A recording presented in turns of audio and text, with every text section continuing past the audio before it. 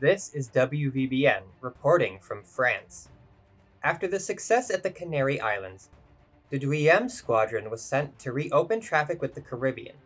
British and US intelligence reported no major Morgana formations around the Lesser Antilles, and so it was assumed the operation would be a quick one to clear out any sporadic forces. These intelligence reports turned out to be wrong, and a great number of Morganas were present around the islands. Ambushing the squadron in the mist, many ships were hit by torpedoes, including Mistral, who was sunk by 3. The battleships Lorraine and Corbeil were hit as well, though did not suffer severe damage. Verdun managed to sink several Morganas with her rifle, but by the time they were driven off, the squadron was divided and damaged by the time they could retreat to friendly port. The Force de Raid was sent to secure supply lines between Indochina and New Caledonia off the coast of Australia. While the operation began smoothly with the several Morgana pirates sunk, the French soon encountered a large Morgana force sailing in the direction of the Philippines.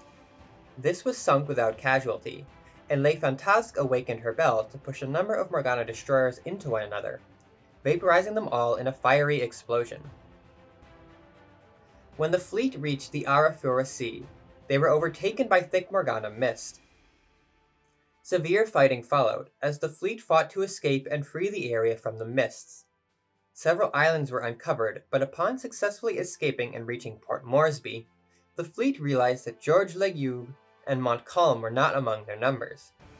Determined to finish the mission, the fleet pushed on to New Caledonia, but was hit by a typhoon near the Coral Sea.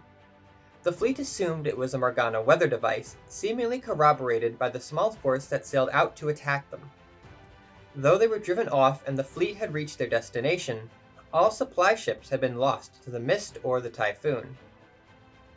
Back in mainland France, the French cabinet resigned after Prime Minister Daladier refused to recognize Bell rights. Daladier subsequently lost in a vote of no confidence and was forced out. He was replaced by Paul Reynaud.